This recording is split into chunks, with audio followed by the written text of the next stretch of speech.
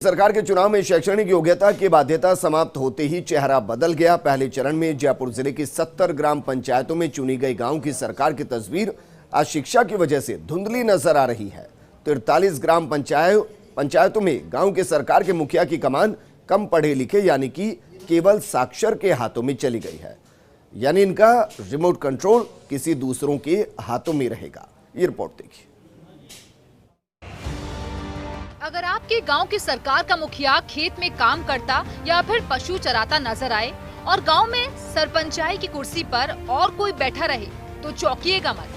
इस तरह की तस्वीर आपको ग्राम पंचायतों में देखने को जरूर मिलेगी। शैक्षणिक योग्यता की बाध्यता हटने के साथ ही इस बार 61% ग्राम पंचायतों की कमान अंगूठा टेक और केवल अपना नाम लिखने वालों के हाथों में चली गई है। गाँव में इनको रिमोट कंट्रोल वाले सरपंच का नाम दिया जा रहा है।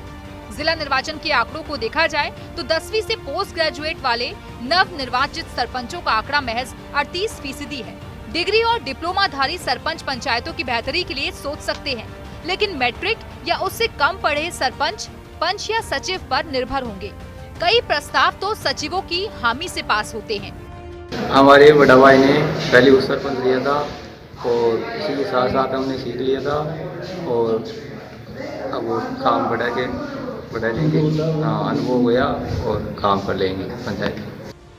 गांव में मुखिया कितने पढ़े हैं इसका अंदाजा आंकड़ों से ही लगाया जा सकता है। मुखिया यानी कि 61.42% केवल साक्षर और निरक्षर, वहीं 12% मुखिया 10वीं पास हैं, 2 12वीं पास हैं, 11 मुखिया ग्रेजुएट हैं और महज 5 मुखिया पोस्ट ग्रेजुएट हैं। बिना पढ़े लिखे जनप्रतिनिधियों को डिजिटल क्रांति के युग में काम करना आसान नहीं होगा। चुनाव लड़ने का अधिकार सभी को है, लेकिन गांव, पंचायत और जिले की सरकार चलाने वाले जनप्रतिनिधियों के लिए शिक्षा बेहद जरूरी है। योजनाओं के ऑनलाइन अपडेशन से लेकर ऑनलाइन ही लाभार्थियों को पेमेंट करना होता है। वार्ड पंच, पंचायत समिति सदस्य और जिला परिषद सदस्य तो भले ही बिना शैक्षणिक योग्यता के चल सकते हैं, लेकिन ग्राम पंचायत स्तर पर सरपंच, पंचायत समिति में प्रधान और जिले में जिला प्रमुख को कई शक्तियाँ और अधिकार मिले हुए हैं। इसीलिए गांव की सरकार चलाने में इनकी अहम भूमिका है।